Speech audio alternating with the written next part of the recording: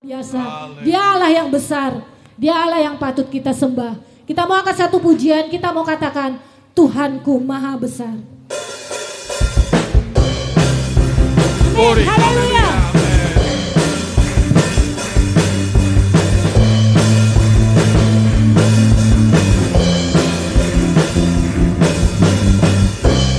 Tuhanku maha besar, Tuhanku maha kuasa, Raja segala raja.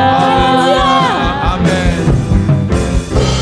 Dia takkan tergoyahkan, Dia takkan terkalahkan, Dia hidup dan berkuasa. Serukan namanya, Yesus Tuhan Raja, segala kuasa tunduk dalam namanya. Yang luar biasa, perkasa mulia, Yesus nama Dia akan selama.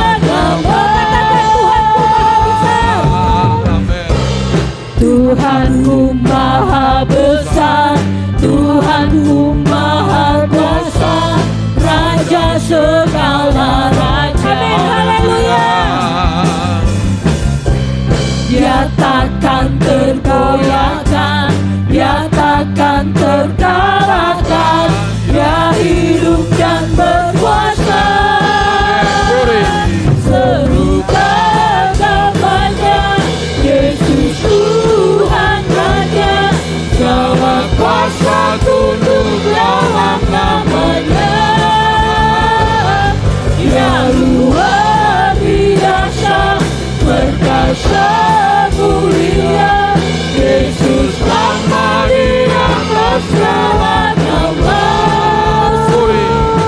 Serukan namanya, Yesus Tuhan Raja, segala kuasa tunduk dalam namanya. Dia luar biasa, perkasa mulia, Yesus nama di atas segala nama. Dia luar namanya, Yesus Tuhan Raja, segala kuasa tunduk dalam namanya. Dia luar biasa, perkasa mulia, Yesus nama di atas segala nama. Yesus nama di atas segala nama. Yesus nama di atas segala nama. Haleluya. Amin. Puji nama Tuhan. Ini kemuliaan buat Tuhan. Allah kita Allah yang besar. Haleluya. Oh, haleluya. Terima kasih Tuhan. Haleluya. Silakan duduk. Amin. Puji Tuhan. Sebentar kita mau mendengarkan firman Tuhan. Mari kita siapkan hati kita. Kita mau buka hati kita. Kita mau biarkan Roh Kudus ada dan tinggal di dalam kehidupan kita. Haleluya. Kami percaya Tuhan, Glory. apapun keadaan kami saat ini, kami mau terus mengandalkan Engkau di dalam kehidupan kami. Bagi kami, sekali Yesus tetap Yesus Tuhan. Kami tidak akan berpaling daripada Engkau Tuhan. Amin, haleluya. Amin. Haleluya.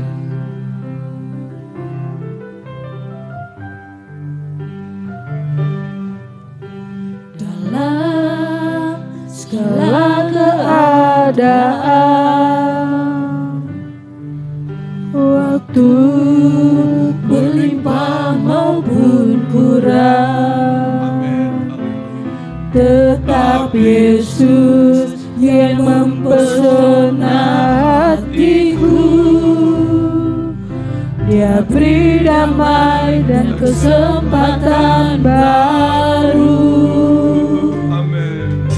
Di setiap musim kehidupan, waktu ku kuat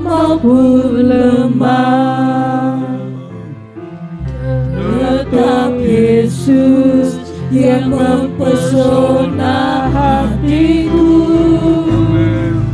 Dia beri hidup dan kesempatan baru. Sekali Yesus, selamanya Yesus. Harapanku takkan hilang, karena kasih-Nya sekarang ku ada. Oh Yesusku, ku cinta Kau selamanya. Saya undang kita semua bangkit berdiri.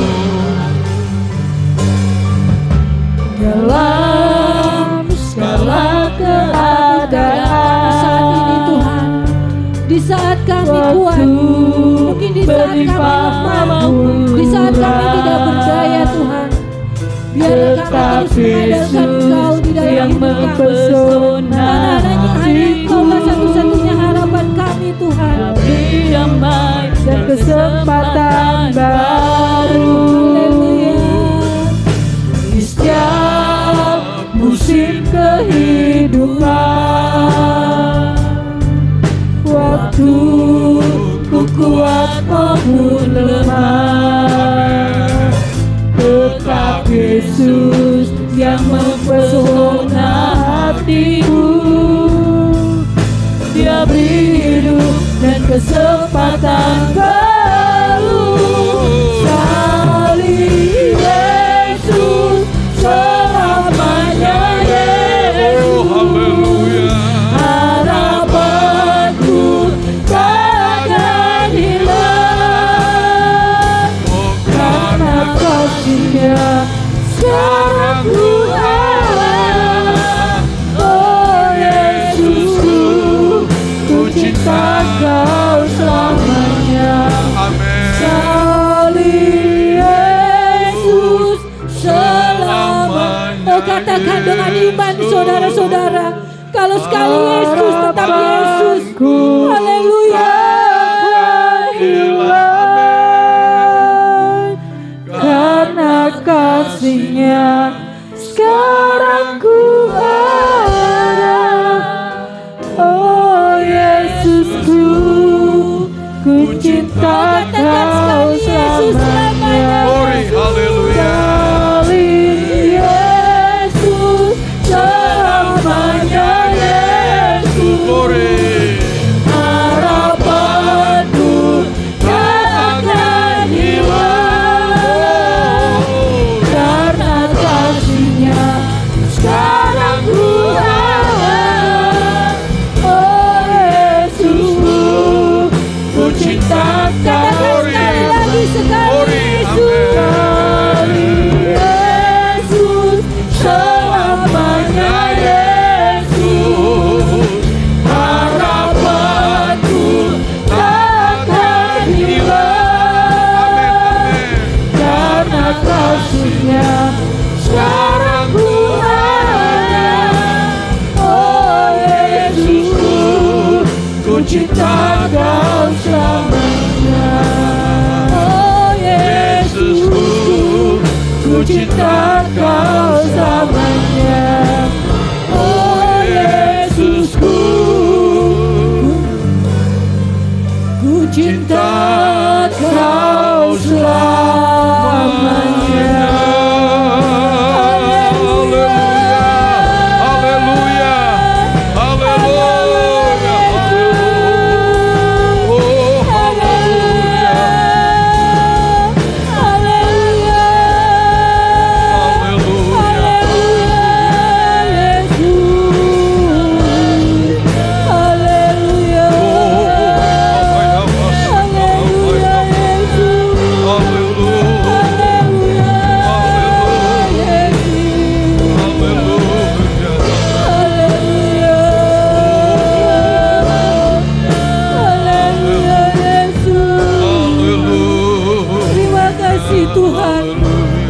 Apapun keadaan kami saat ini Tuhan, mungkin di saat kami lemah, di saat kami kuat, biarlah kami tetap berharap kepada Engkau.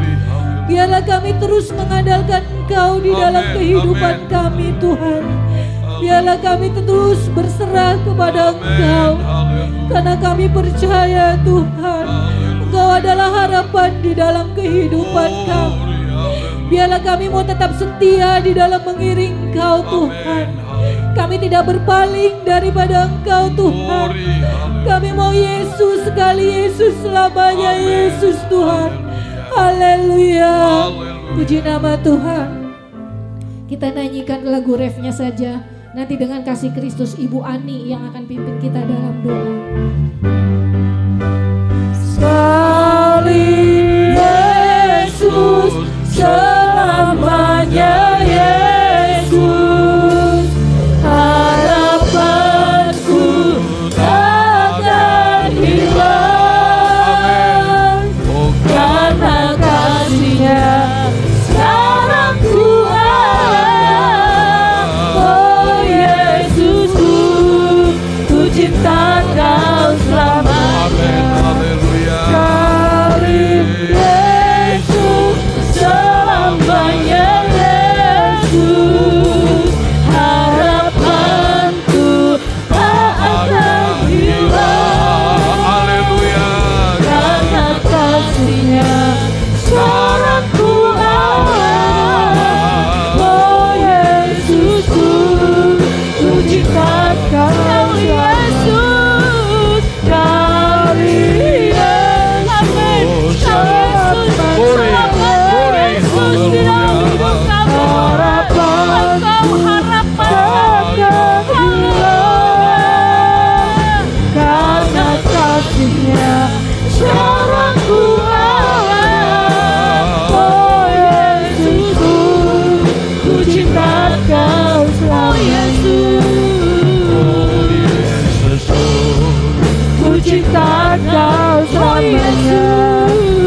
Oh Yesusku, ku cinta Kau selamanya. Haleluya, haleluya. Yesus, Engkaulah Tuhan kami. Amin, amin. Engkaulah pengharapan kami Tuhan. Amin, amin. Sekali Yesus, selamanya Yesus. Sekali Yesus, haleluya. Haleluya. Haleluya Yesus. Haleluya. Yesus kami puji. Yesus kami sembah Engkau Tuhan. Di dalam setiap keadaan kami, baik di waktu kami lemah Tuhan, kami mau tetap memuji-Mu Yesus. Kami mau tetap menyembah-Mu Tuhan. Di dalam setiap kekurangan kami, hanya Engkau Yesus, hanya Engkau. Haleluya. Terima kasih. Haleluya. Terima kasih Tuhan. Haleluya. Di dalam setiap keadaan kami Tuhan, Haleluya. kami yakin, kami percaya Engkau Allah adalah sumber pengharapan kami Tuhan. Kau tidak pernah meninggalkan kami ya Tuhan, baik di saat kami ya Tuhan tidak berdaya di dalam menghadapi persoalan kehidupan kami ya Tuhan. Kau selalu ada menemani kami ya Tuhan. Bahkan selalu ya Tuhan pengharapan demi pengharapan Tuhan berikan di dalam kehidupan kami. Terima kasih Tuhan, Engkaulah sumber kuat kami ya Tuhan. Kau yang selalu meneguhkan kami ya Tuhan. Amin. Terima Haleluya. kasih Tuhan Yesus, terima kasih. Biar kiranya Tuhan setiap pujian kami ya Tuhan boleh menyenangkan hati-Mu ya Bapa. Setiap persembahan kami ya Tuhan kiranya boleh naik di hadapan Engkau ya Bapa. Inilah yang dapat kami bawa di hadapan-Mu ya Tuhan. Kami tidak mampu membalas setiap kebaikan-kebaikan yang Tuhan berikan selain dengan memuji dan menyembah Engkau ya Bapa.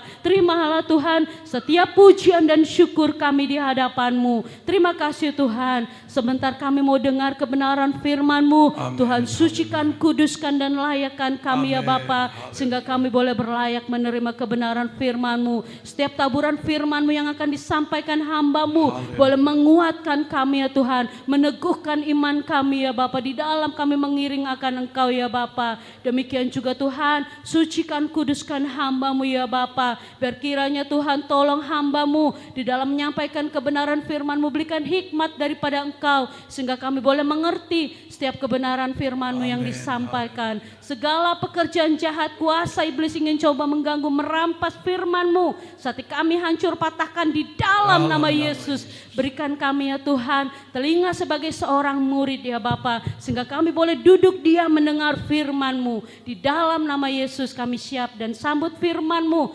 Haleluya. Amin. Haleluya, puji Tuhan. Sekali Yesus tetap Yesus. Haleluya. Puji Tuhan, nama Yesus semakin bersinar di seluruh dunia ini.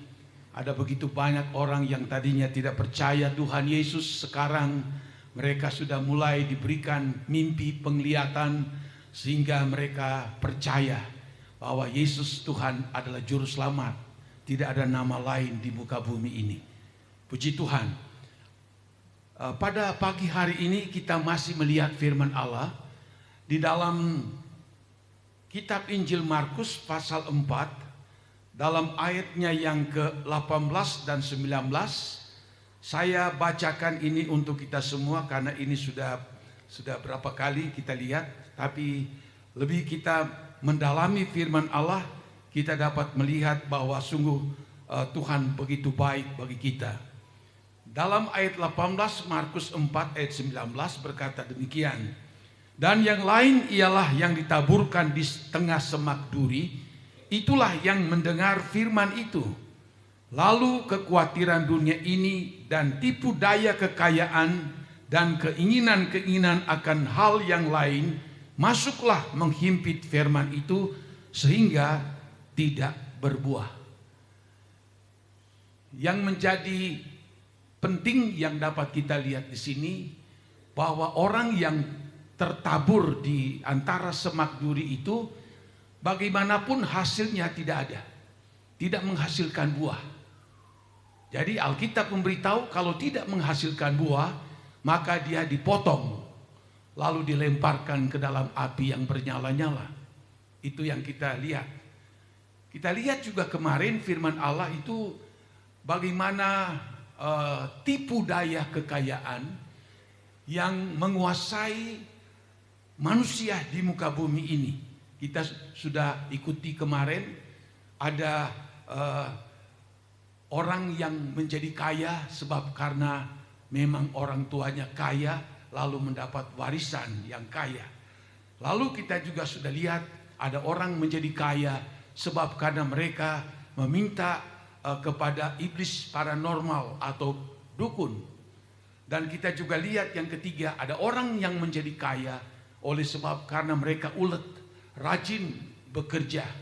Dan yang keempat, ada orang yang menjadi kaya sebab dia takut Tuhan, dia mengasihi Tuhan, dan dia melakukan akan firman Allah dengan sungguh-sungguh. Ada tiga hal yang ujung-ujungnya kalau kita tidak sadar akan menjerumuskan kita tanpa kita sadar. Ya. Tapi yang keempat, orang yang diberkati Tuhan menjadi kaya sebab dia betul-betul mengasihi Tuhan. Dia betul-betul melakukan firman Allah. Di dalam Amsal ditulis begini. Di dalam kitab Amsal bahwa berkat Tuhanlah yang menjadikan kaya. Dan susah payah tidak akan menyertainya. Ini keuntungan orang yang diberkati karena dia andalkan Tuhan, karena dia mengasihi Tuhan, karena dia itu melakukan segala perintah-perintah Tuhan. Orang demikian makin kaya, makin diberkati. Seperti kita lihat beberapa contoh, Ayub, Abraham, Yakub, Ishak, Daud, dan sebagainya. Nah, kita lihat ini karena di dalam ayat ini mengatakan yaitu orang tertabur di tengah semak duri, yaitu adalah tipu kekayaan dunia ini dan keinginan-keinginan akan hal yang lain. Masuklah, berdiam dalam orang tersebut, lalu tidak menghasilkan buah. Jadi kita lihat bahwa tipu daya kekayaan ini kalau kita tidak hati-hati, nanti kita akan terjerat. Nanti kita akan ujung-ujungnya, waduh kenapa kekristenan saya tidak akan menghasilkan buah sama sekali. Nah, kita lihat pada pagi hari ini ada satu contoh yang sangat baik yang ditulis di dalam Alkitab, yaitu di dalam 1 Timotius pasal 6, dikatakan dalam ayat 9 berkata seperti ini, dan ayat 10. Ini adalah tipu daya kekayaan dunia ini. Tetapi mereka yang ingin kaya terjatuh ke dalam pencobaan, ke dalam jerat, dan ke dalam berbagai-bagai nafsu yang hampa dan yang mencelakakan, yang menenggelamkan manusia ke dalam keruntuhan dan kebinasaan. Karena akar segala kejahatan ialah cinta uang, sebab oleh memburu uanglah beberapa orang telah menyimpang dari iman dan menyiksa dirinya dengan berbagai-bagai duka. Ayat-ayat ini memberitahukan untuk saya dan saudara supaya kita waspada, kita hati-hati, sebab kekayaan itu ada tipu dayanya. Tidak terkecuali kita pun sebagai orang Kristen.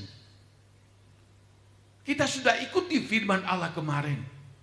Kita berusaha, bekerja ulet, mengasihi, melakukan firman Allah. Lalu kita diberkati, menjadi kaya, puji Tuhan. Kita ingin semua supaya kita itu diberkati oleh Tuhan. Tetapi kalau kita tidak hati-hati dalam menjalani hidup ini, saya ulangi lagi, yaitu menyebabkan kita akan nanti kecewa pada akhirnya. Alkitab memberitahu, tetapi mereka yang ingin kaya, ini orang yang fokusnya hanya untuk ingin kaya. Pokoknya bagaimana caranya supaya dia ingin kaya, supaya dia kaya. Jadi ini artinya, saya ulangi, bukan berarti kita tidak boleh kaya, bukan. Boleh saja kita bekerja, kita ulet dan sebagainya. Tapi dalam ayat ini, orang yang terlalu ingin untuk menjadi kaya, maka apa yang ditulis dalam Alkitab terjatuh dalam pencobaan.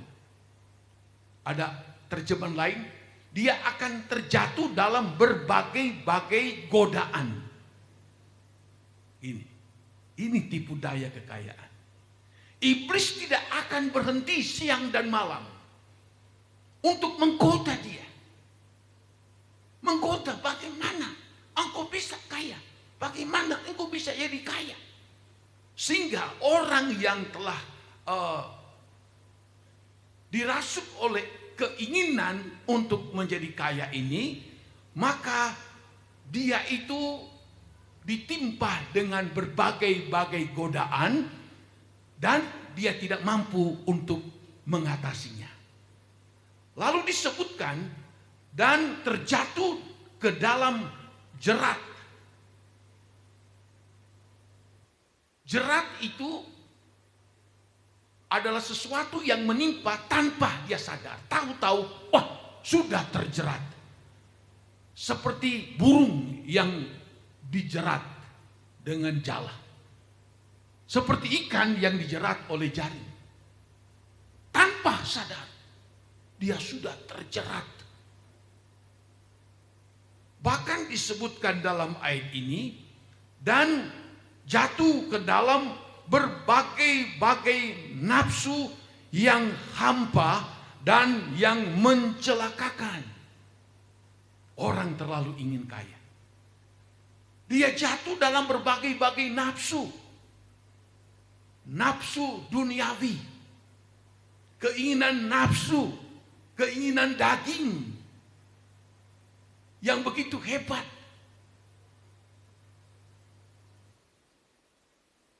Ujungnya dia terjerat. Dan keinginan-keinginan hawa nafsu daging itu bermunculan datang dalam kehidupannya. Dan sulit untuk dia melepaskan diri dari jerat ini. Jatuh di dalam berbagai-bagai atau berupa-rupa nafsu yang hampa. Dan ujung-ujungnya mencelakakan. Ujung-ujungnya merusak reputasinya. Ujung-ujungnya merusak dirinya sendiri. Ujung-ujungnya merusak nama baiknya. Ujung-ujungnya merusak keluarganya. Dan banyak lagi, dan banyak lagi. Itulah yang terjadi kalau kita lihat sekarang ini. Dan yang menenggelamkan manusia ke dalam keruntuhan atau kehancuran dan kebinasaan. Ambisinya ingin supaya jadi kaya. Tapi akan menenggelamkan dia sendiri. Dan keruntuhan, kehancuran, dan kebinasaan. Nyawanya menjadi taruhan.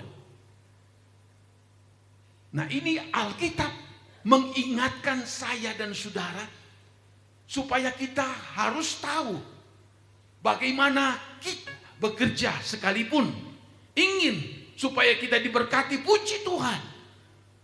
Dapat banyak, puji Tuhan. Bertambah, puji Tuhan.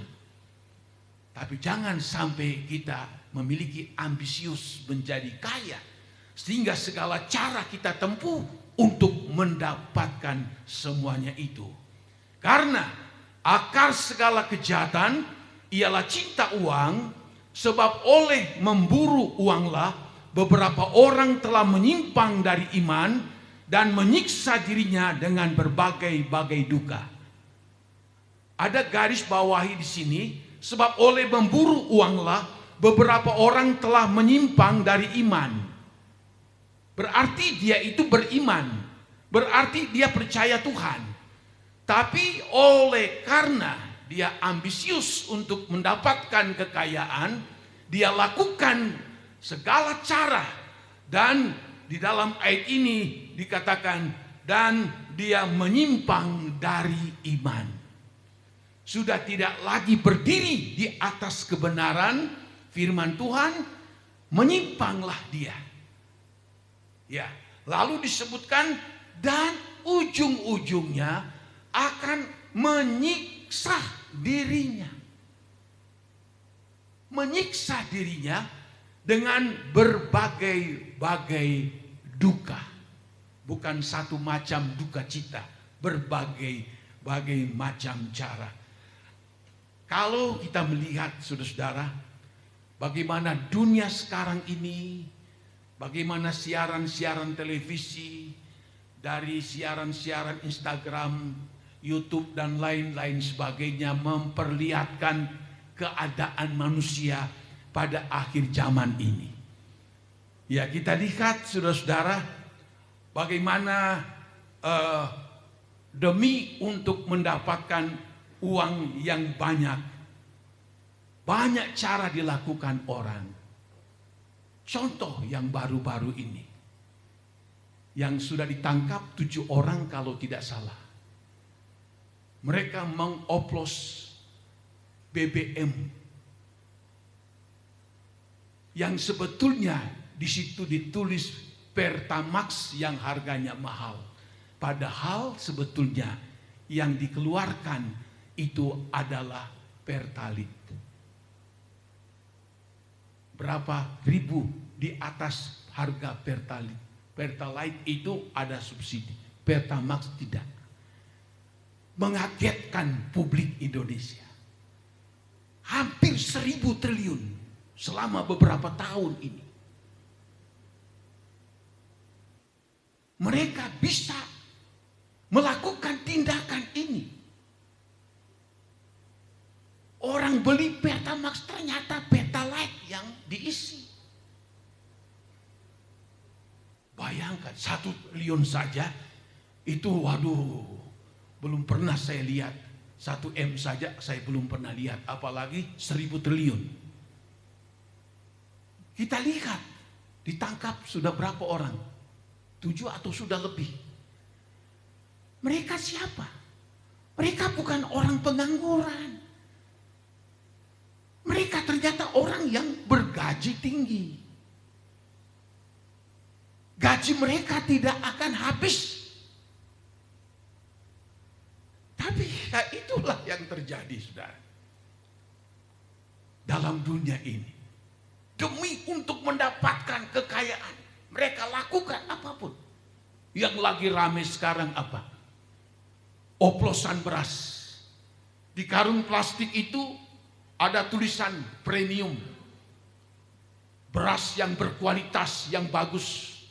Tapi setelah dibuka ternyata berasnya tidak enak. Kemarin saya ikuti pidato dari Prabowo, dia marah sekali. Dan dia sebutkan hampir 100 triliun rupiah rakyat dirugikan dengan pengoplosan beras ini. Hanya tempo beberapa waktu sudah sampai mencapai hampir 100 triliun. Disuruh usut, tangkap orang-orang ini.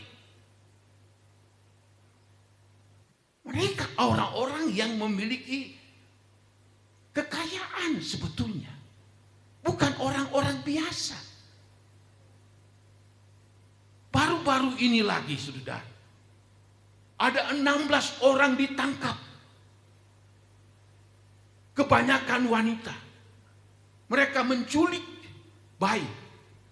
Bahkan mereka mencari orang-orang ibu-ibu yang melahirkan yang susah, tidak bisa punya uang. Mereka merayu untuk mendapatkan bayaran. Lalu mereka jual.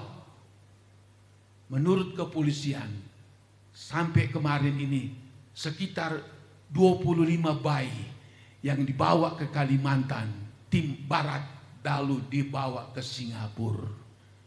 Satu anak dihargai 10 sampai 16 juta. Ini orang-orang jahat ini pengen jadi kaya.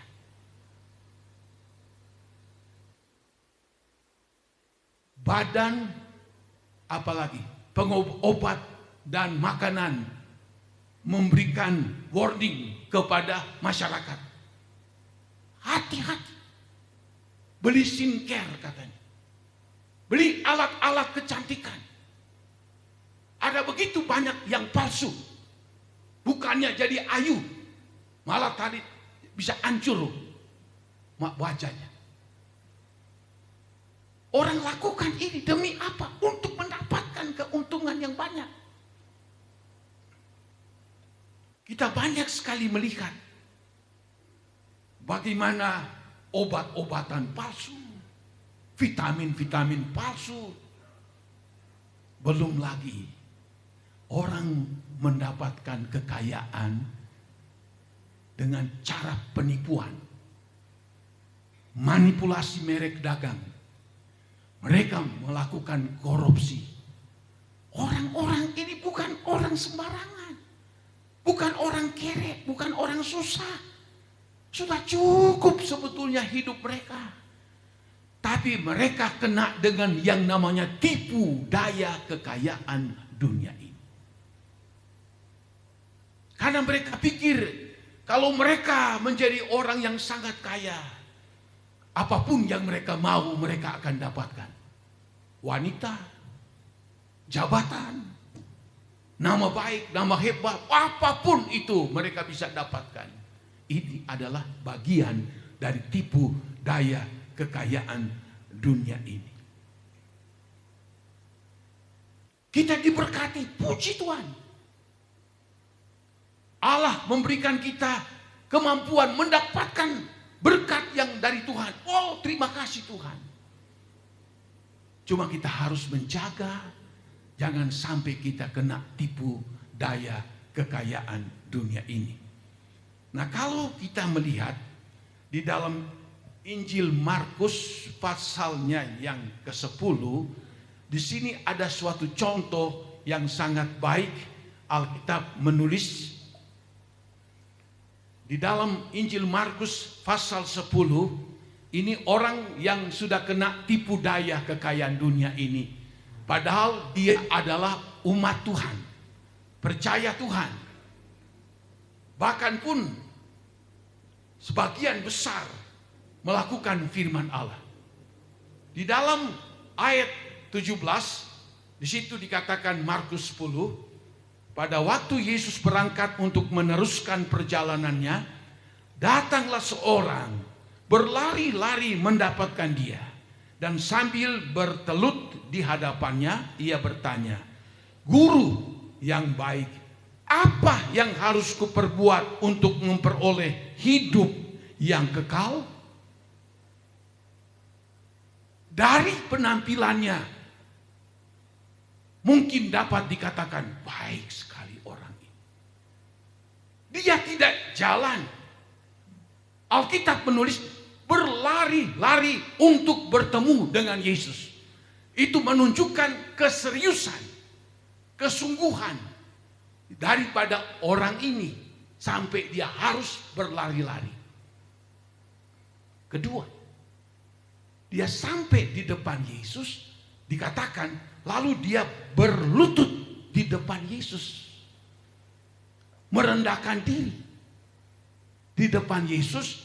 Lalu dia bertanya, apa yang harus aku perbuat untuk memperoleh hidup yang kekal? Apa yang harus aku lakukan supaya aku mendapatkan surga, mendapatkan hidup yang kekal? Dari perkataannya ini, dari dia berlari-lari itu, dari dia datang berlutut, sepertinya dia sangat-sangat ingin sekali masuk di dalam sorga nanti. Dia ingin sekali mendapat hidup yang kekal. Dia ingin sekali untuk mendapatkan keselamatan yang kekal itu.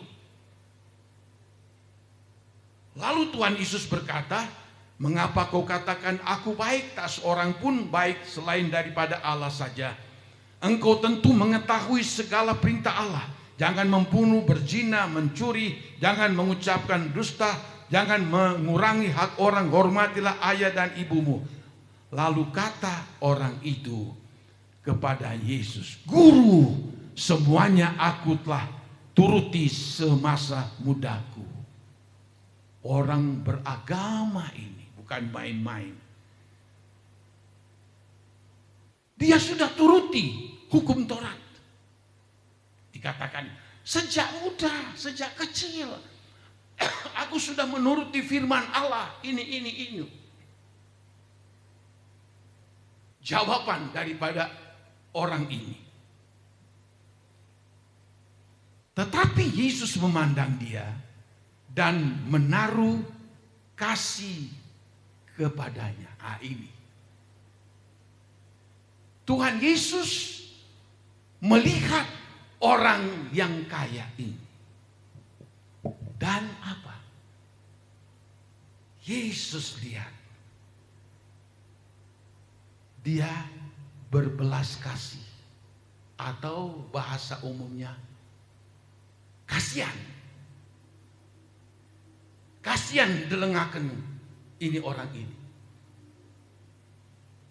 Waktu Yesus melihat, Alkitab memberitahu dalam ayat ini, dia memandang dia orang ini dan menaruh kasih kepadanya. Kenapa Tuhan berkata seperti itu? Tuhan Maha Tahu. Alkitab memberitahu banyak ayat apa dalam pikiran dan hati manusia, itu Tuhan sudah tahu.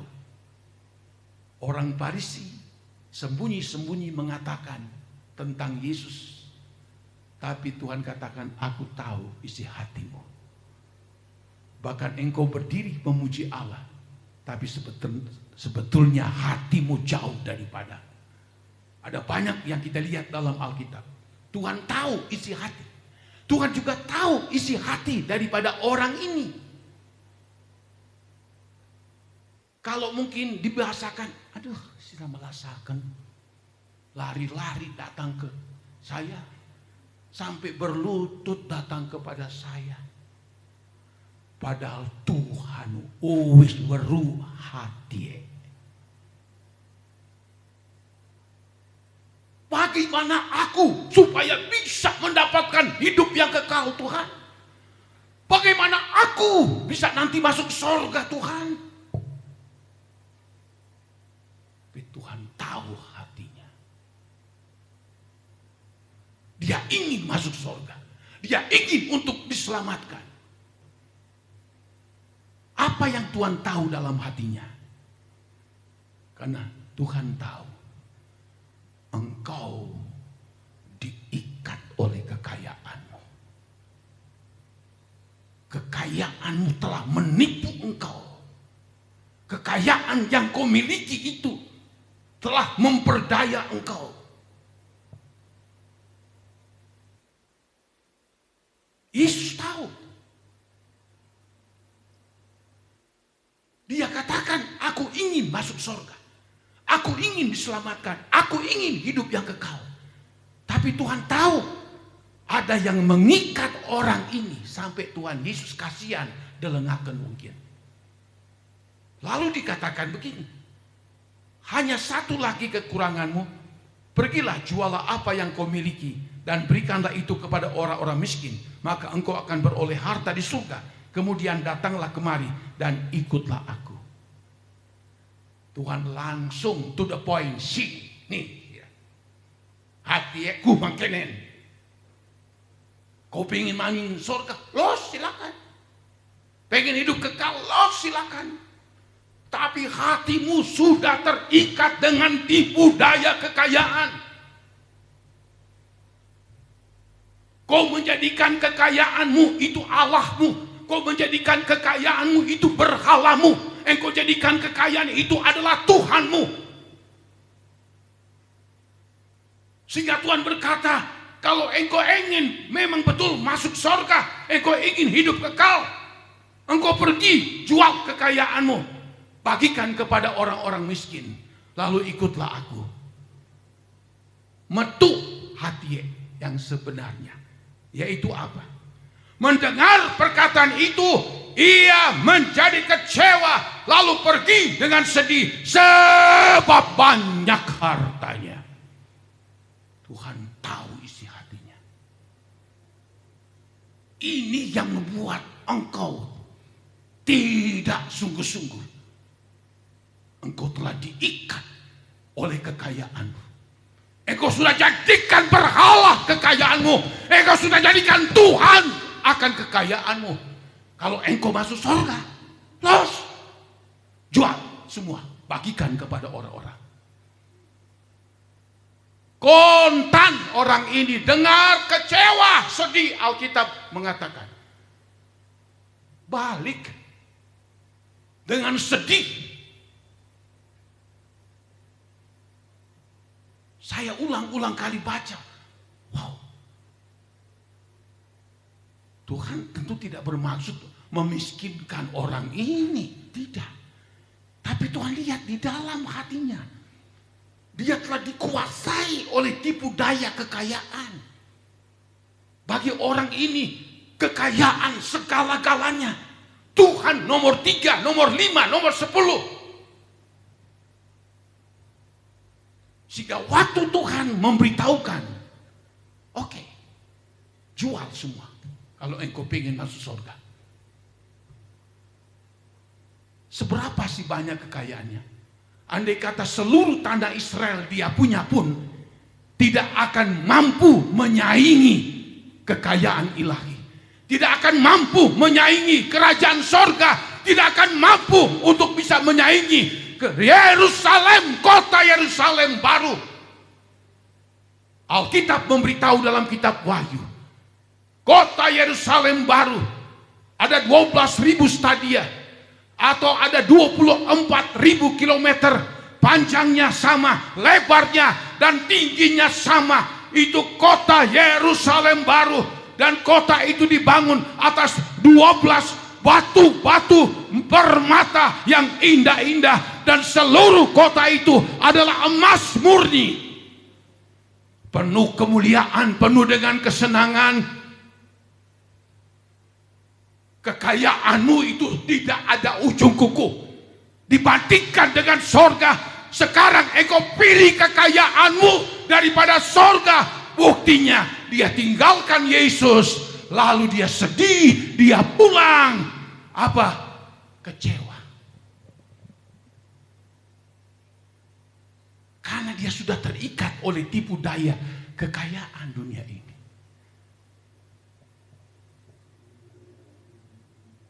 Di dalam Matius 16, saudara bisa baca di rumah. Ayat 26. Tuhan Yesus berkata apa? Biar kita punya semua, seisi dunia ini, engkau punya, engkau miliki. Tapi semua itu tidak membawa engkau masuk surga.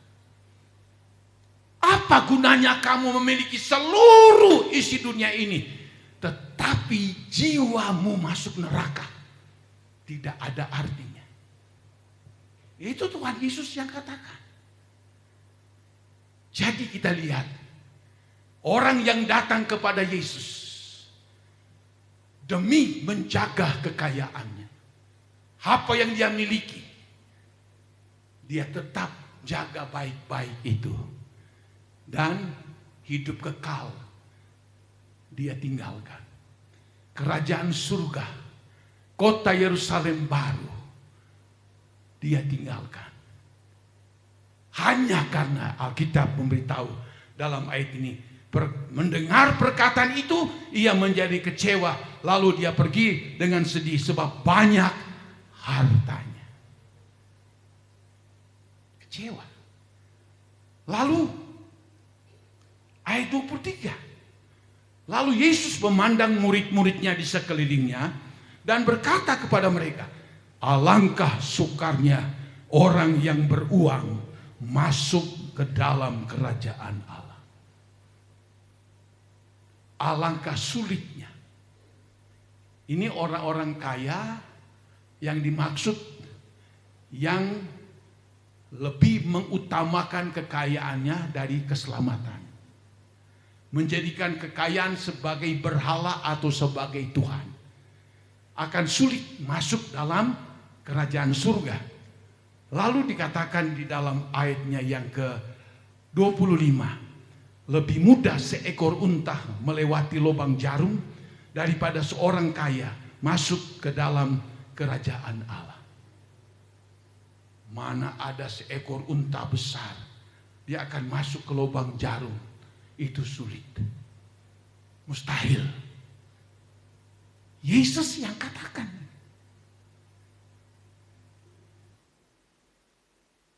Kita lihat konteks daripada orang yang kaya ini dalam Markus pasal 10. Dia ingin hidup kekal. Dia ingin masuk surga. Tetapi dia ini orang yang sudah menjadikan semua kekayaannya adalah Allah, Tuhannya. Dia jadikan itu sebagai sesuatu yang tidak boleh diambil oleh siapapun. Orang seperti ini, Tuhan katakan sulit untuk dia masuk surga.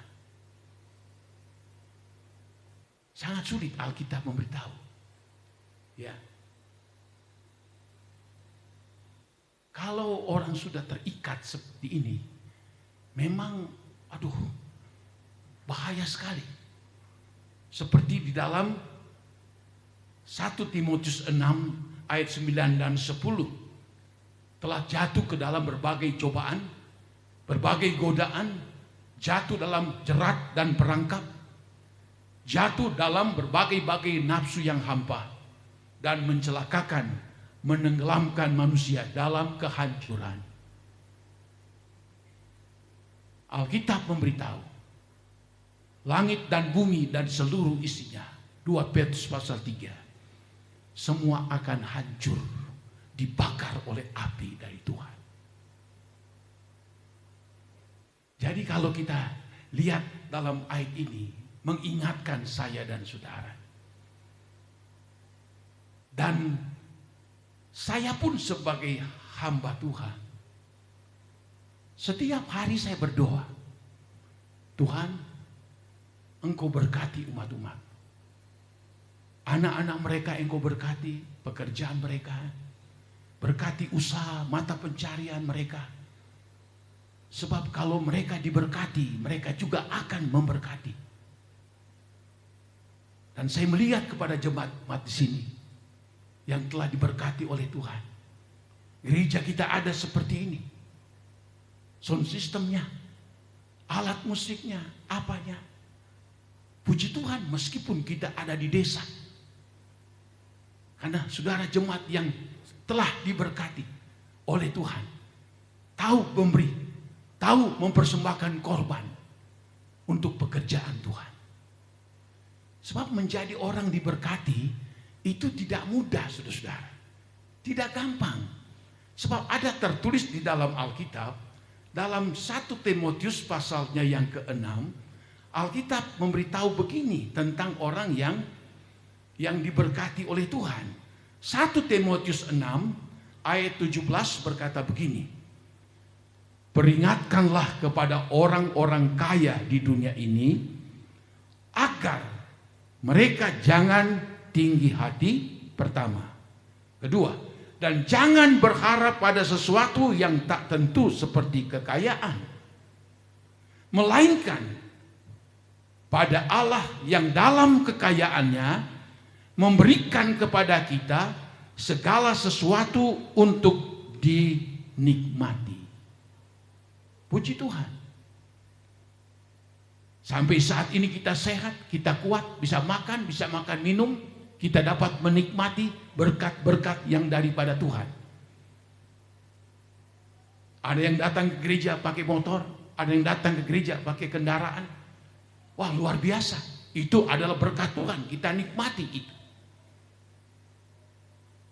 Tapi di dalam ayat yang kita baca, orang telah diberkati oleh Tuhan dengan kekayaan, jangan kita menjadi tinggi hati, jangan kita mematokkan diri kita kepada kekayaan itu, tetapi kita itu berharap sepenuhnya kepada Tuhan yang memberikan kepada kita segala sesuatu untuk dinikmati.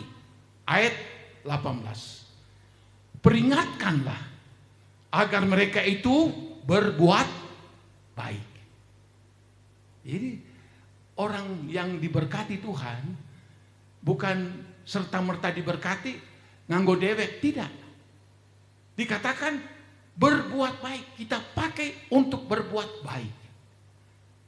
Menjadi kaya dalam kebajikan. Apa itu? Menjadi kaya dalam perbuatan-perbuatan kebajikan. Membantu orang yang miskin. Makanya kita ada dana kasih. Ya.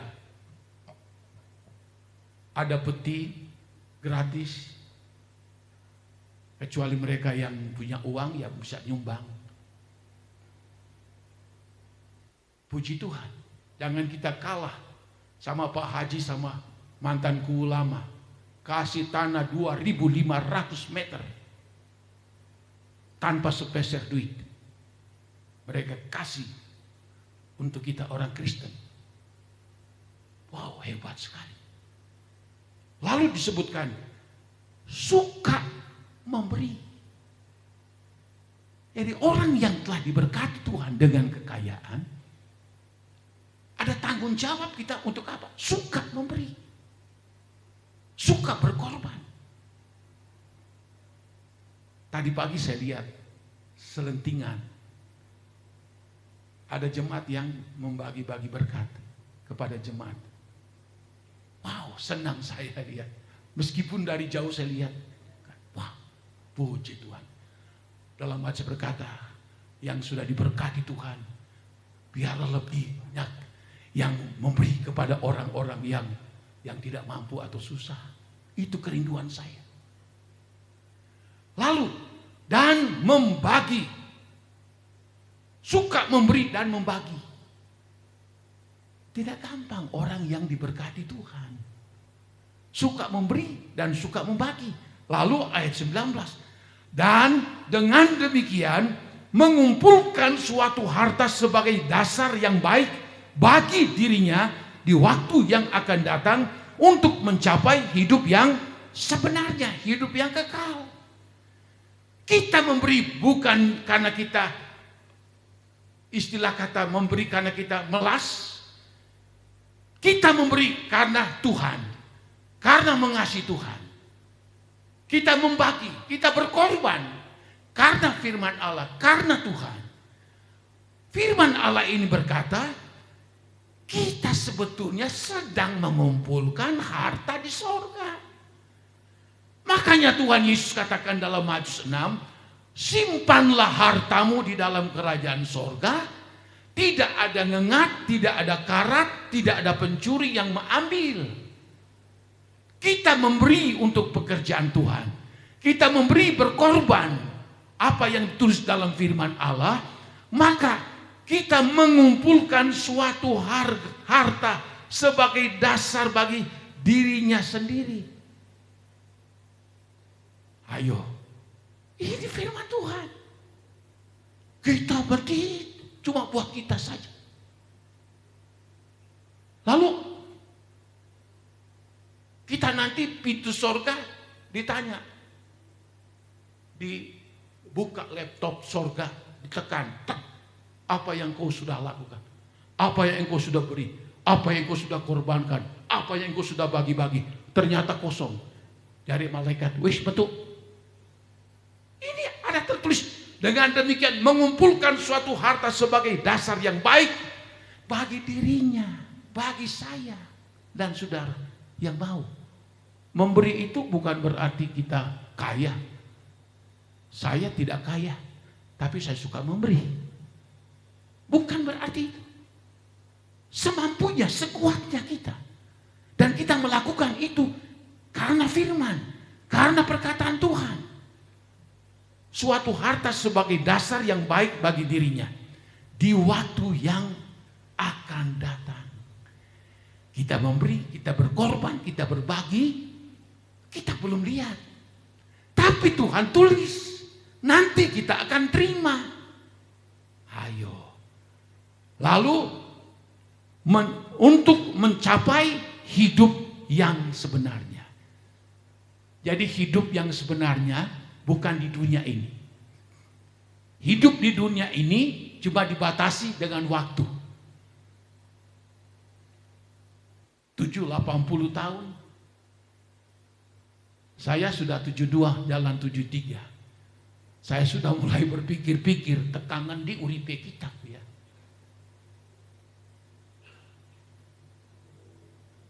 Tidak lama lagi. Tapi saya sukacita. Kenapa? Saya berkomitmen dalam diri ini.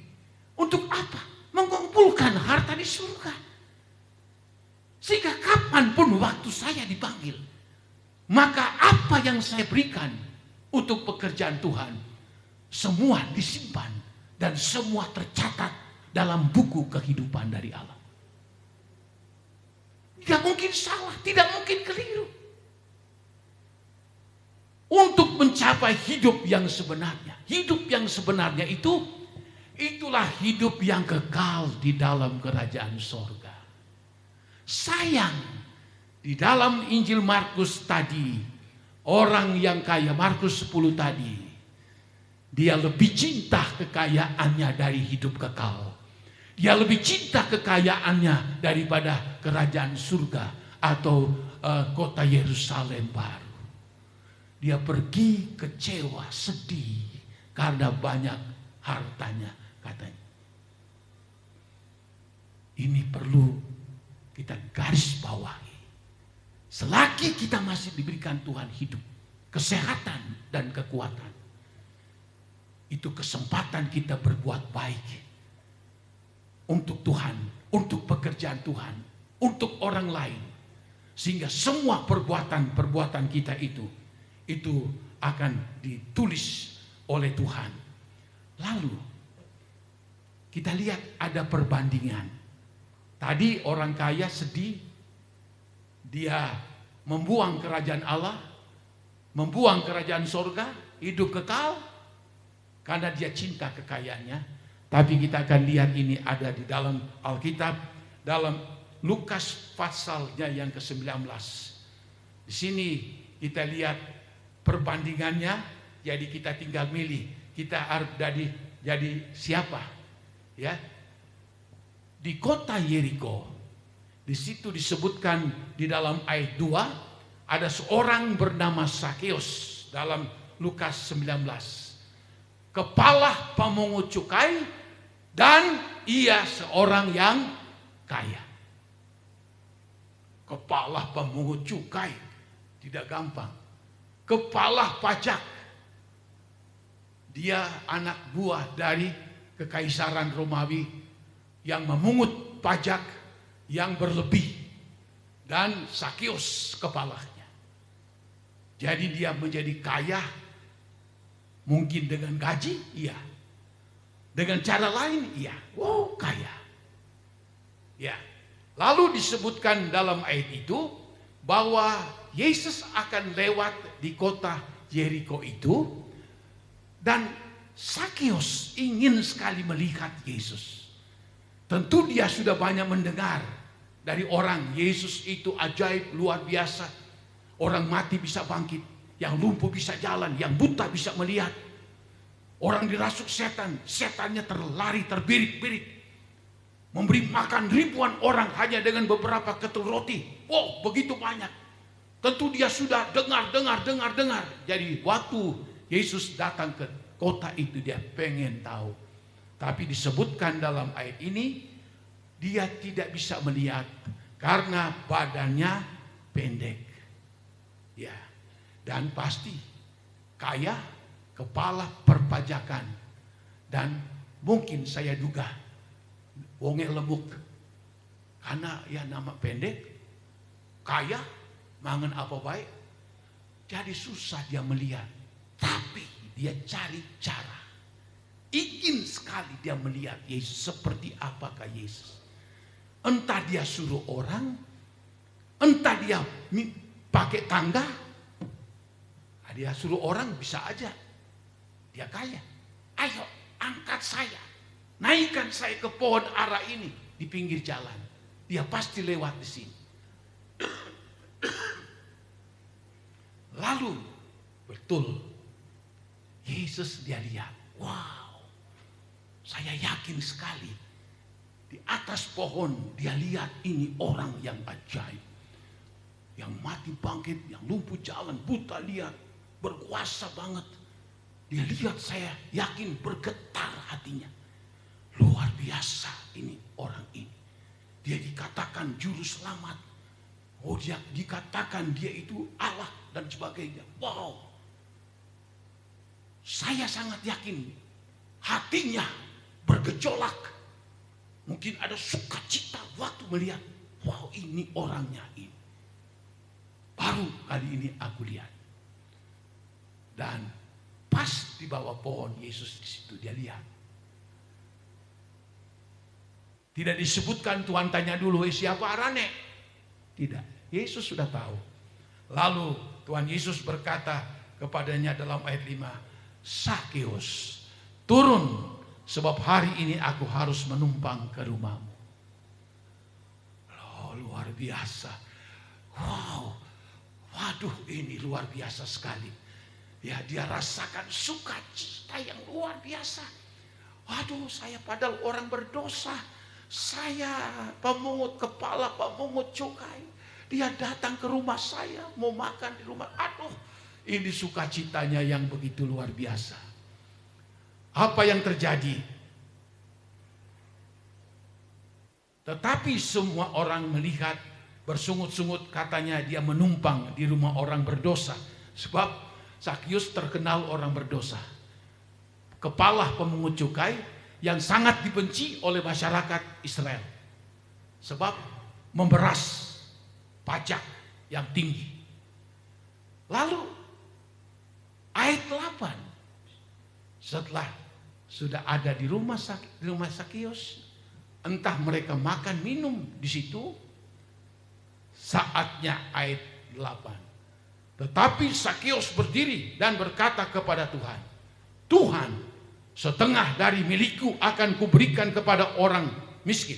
Dan sekiranya ada sesuatu yang kuperas dari seorang, akan kukembalikan 4 kali lipat.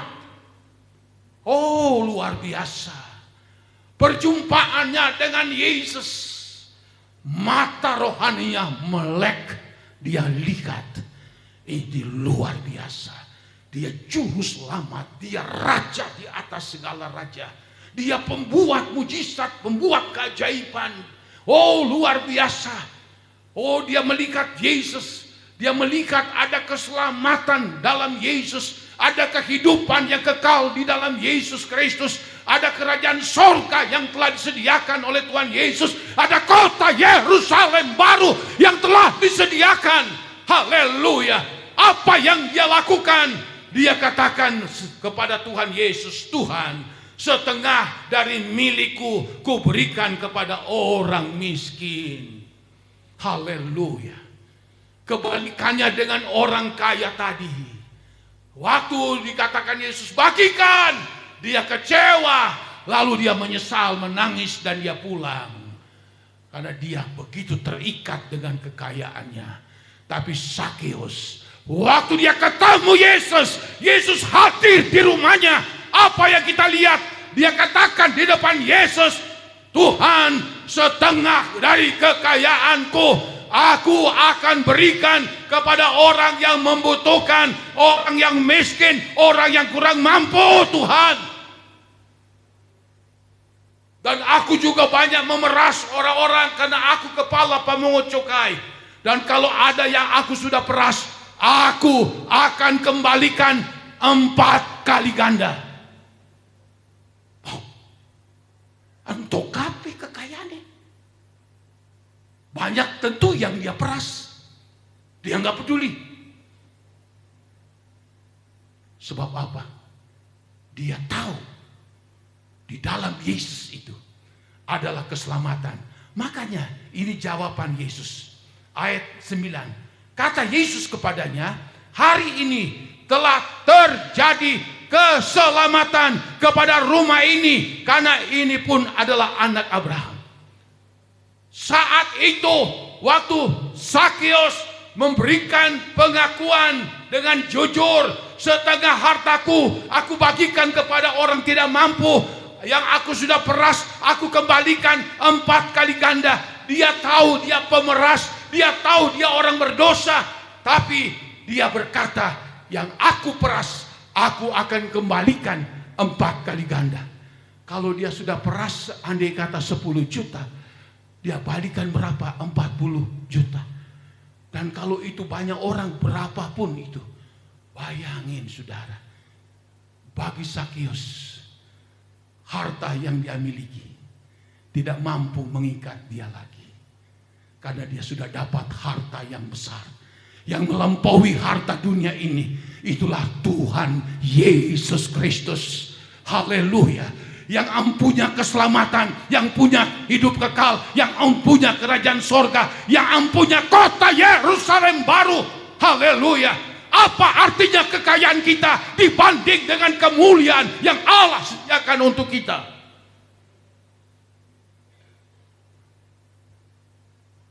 Orang yang kaya di dalam Matius 10 ayat 17 sampai 25, dia ditipu dengan tipuan kekayaan duniawi ini.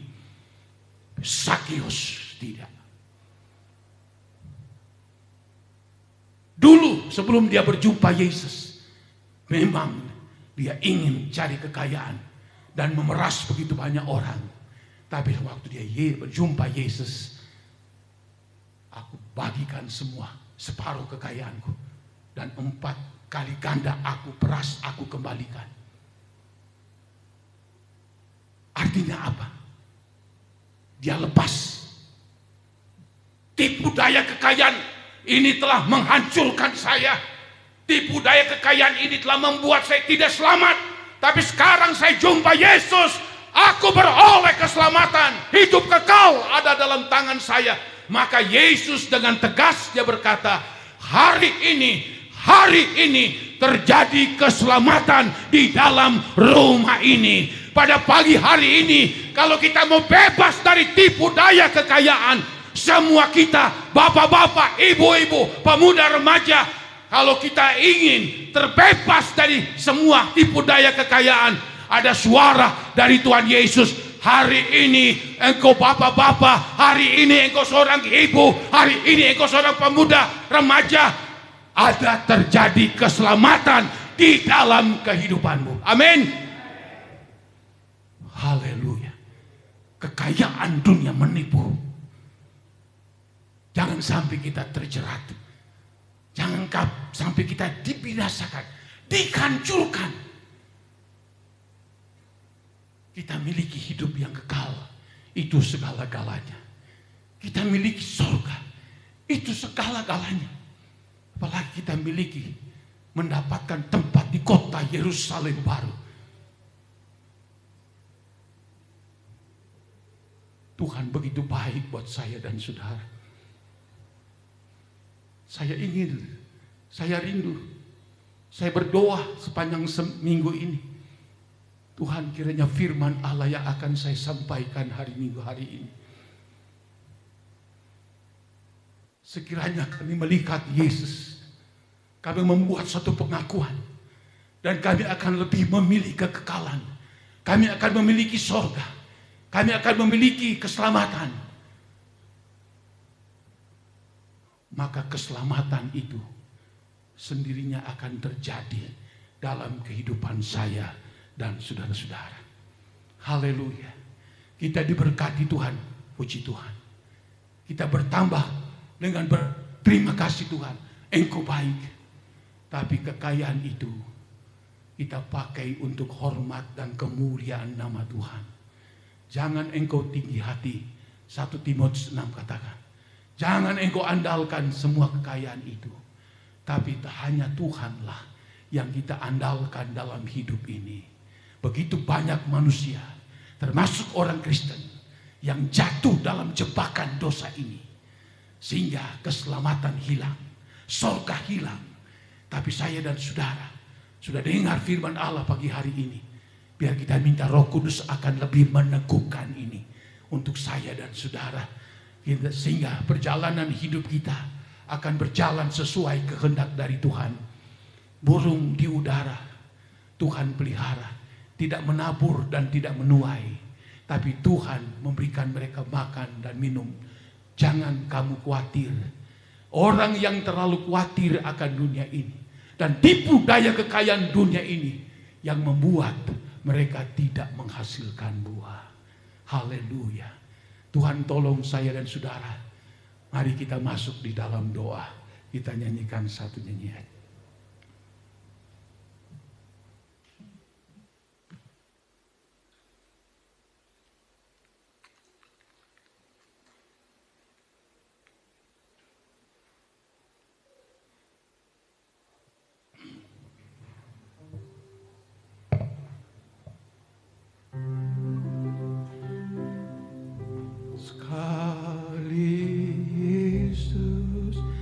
Selamanya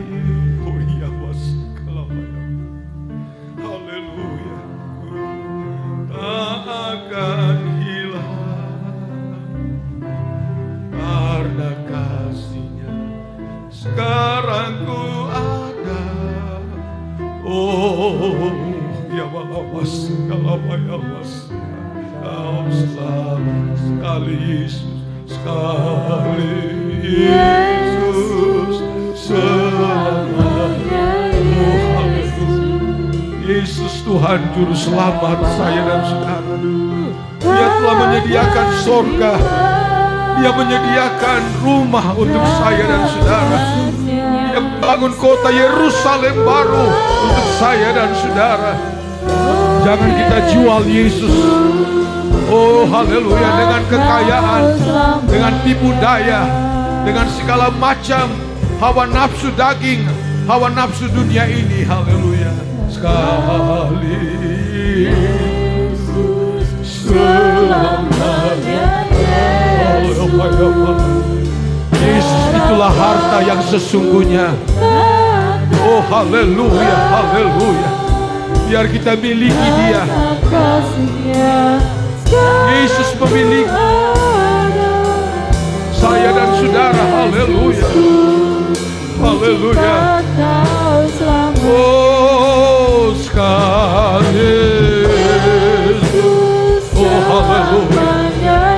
Yang dalam hati kita berkata, Tuhan, hanya Engkau-lah juru selamat saya.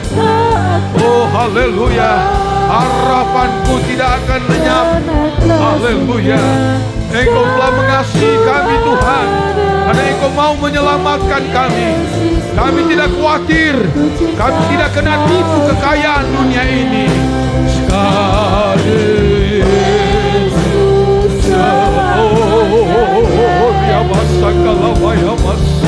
oh haleluya. Amin, haleluya.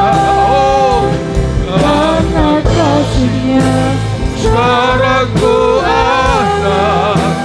Oh Yesusku, ku cinta Kau selamanya. Saudara-saudara, jangan gadaikan Yesus juru selamat dengan kekayaan dunia ini, dengan harta benda sebesar apapun, dengan jabatan, dengan pangkat, dengan nama baik sekalipun.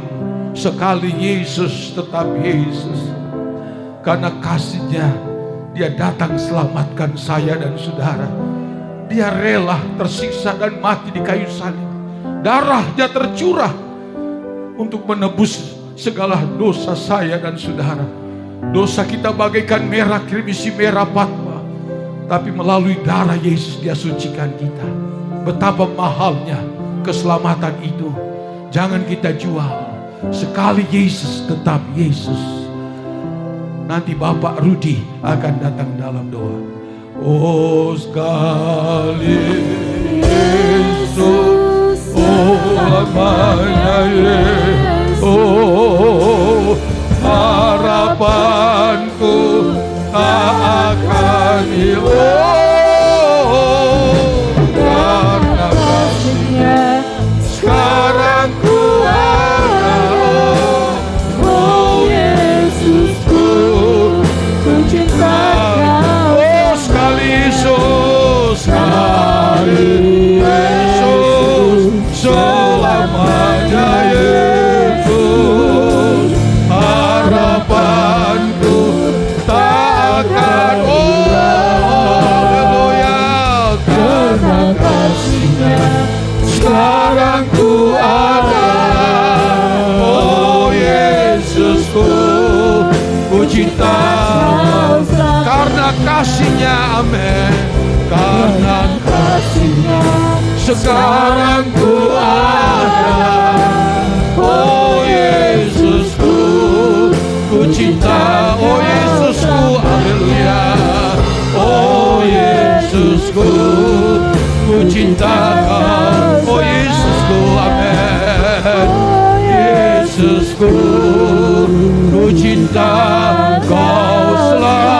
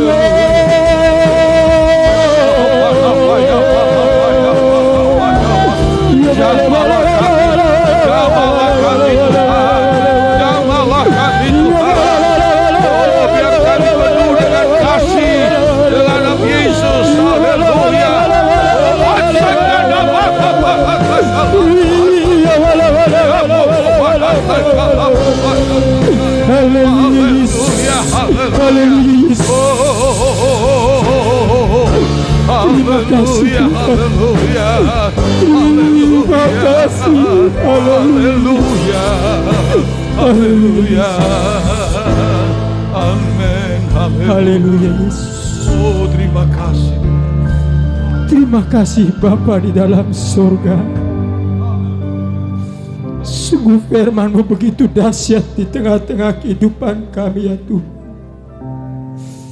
Firman-Mu begitu luar biasa di tengah-tengah kehidupan kami ya Bapa. Biarlah apa yang sudah Kau sampaikan melalui hamba-Mu ya Tuhan, benih kebenaran firman-Mu tidak jatuh di tepi jalan ya Bapa, yang sementara kami terima bisa dirampas oleh iblis ya Tuhan. Bahkan biarlah tidak jatuh di batu-batu ya Bapa, yang sementara firman-Mu ditaburkan bila mana penindasan penganiayaan datang ya Tuhan, kami akan bisa murtad di hadapan-Mu ya Bapa. Ya malakura ya malasika ya wala-wala. Ya malakura ya malasika ya wala-wala. Biarlah firman-Mu juga tidak ditaburkan di semak duri ya Bapa, yang sementara firman-Mu Kau taburkan ya Tuhan, tapi hati kami tertipu oleh kekayaan dunia ini ya Bapa, sehingga kami akan menyimpang ya Tuhan. Kami akan melakukan hal-hal yang di luar daripada-Mu ya Bapa. Bahkan kami jauh daripada iman percaya kami ya Tuhan. Terima kasih Bapa di dalam sorga. Biarlah setiap kebenaran firman-Mu ditabur di tanah yang baik, di tanah yang subur ya Tuhan, sehingga menjadi rema, menjadi kekuatan di dalam kehidupan kami ya Bapa. Bahkan kami mampu melakukan setiap kebenaran firman-Mu Tuhan. Inilah doa dan kerinduan kami kepadamu ya Bapa. Terima kasih Bapa di dalam surga. Bila mana Kau sudah sampaikan kebenaran firman-Mu melalui hamba-Mu, Engkau berkati terus hamba-Mu ya Tuhan. Berikan hikmat, kekuatan, kesabaran ya Bapa. Bahkan singkapkan terus rahasia kebenaran firman-Mu ya Tuhan. Sungguh siang hari ini kami sangat bersyukur kepadamu ya Bapa. Biar kami tetap hidup mengalir kepadamu ya Tuhan, karena Engkaulah segala-galanya di dalam kehidupan kami. Engkaulah yang mengendalikan hidup kami ya Bapa. Terima kasih Bapa di dalam sorga, di mana kami sebentar juga akan memberikan korban persembahan. Engkau tilik setiap persembahan kami ya Bapa. Berkati setiap persembahan kami. Terima kasih Bapa di dalam sorga. Engkau mengampuni salah dosa, kebodohan, kekurangan, kelemahan kami di hadapan-Mu. Hanya di dalam nama Tuhan Yesus kami sudah berdoa dan mengucap syukur. Haleluya. Amin.